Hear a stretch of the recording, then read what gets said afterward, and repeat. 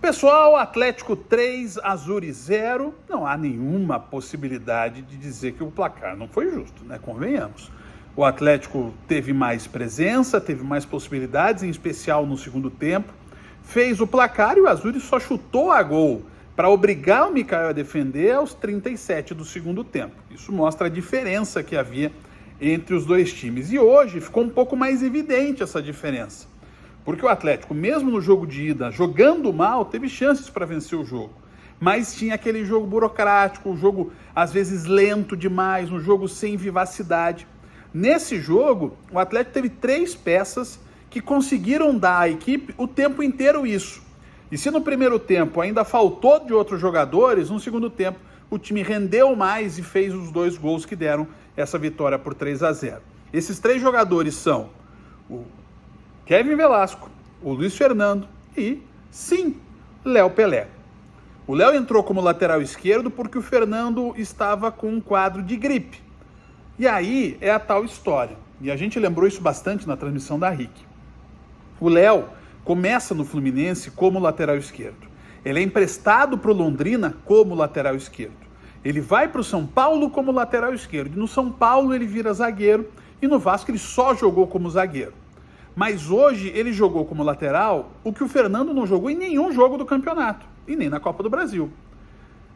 Será que é o caso de talvez apostar no Léo como um lateral esquerdo e buscar até possivelmente mais um zagueiro ou quem sabe repatriar o Thiago Heleno, apesar de eu particularmente achar que o ciclo do Thiago já se encerrou?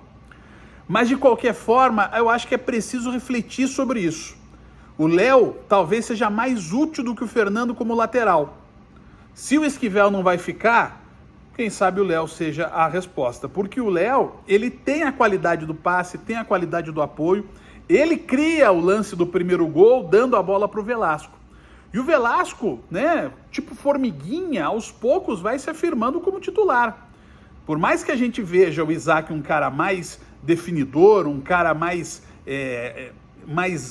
quente, digamos assim, né, um jogador mais para botar fogo no jogo, o Velasco dá o cruzamento do primeiro gol que o Lucas Adel faz o gol contra, dá um passe espetacular para o segundo gol e faz o cruzamento do terceiro gol. Então o Velasco faz uma partida muito interessante. Para mim afirma-se como titular, e eu era um defensor da volta do Isaac, mas acho que o Velasco se afirma como titular. E o Luiz Fernando é claro, como a gente já imaginava, o jogador mais importante desse ataque do Atlético. Hoje ficou muito claro, se precisava de uma prova prática, ela ficou hoje muito evidente durante o jogo.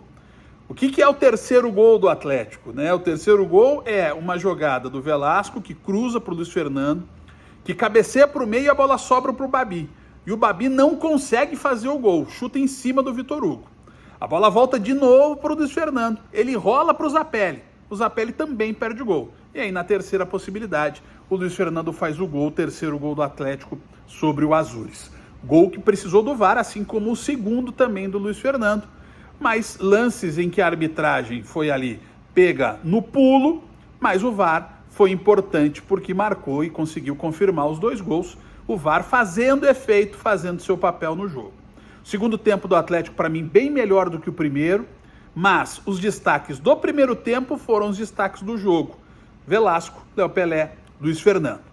O Atlético confirma o favoritismo que tinha contra o Azzurri e apesar de o Operário ter uma equipe muito bem organizada, de Londrina ter a melhor campanha do campeonato com uma vitória a mais do que o Atlético, os 2 com a mesma pontuação, mas o Londrina com uma vitória a mais. E quem sair de Maringá e Curitiba sair fortalecido, ou Maringá por se classificar no Couto Pereira, ou Curitiba por conseguir uma remontada que não conseguiu na sua história, ainda assim o Atlético é o principal candidato ao título paranaense. Hoje, nessa vitória, mostrou um pouco mais perto do que se imagina desse time do que vinha mostrando até agora nessa temporada. Um abraço.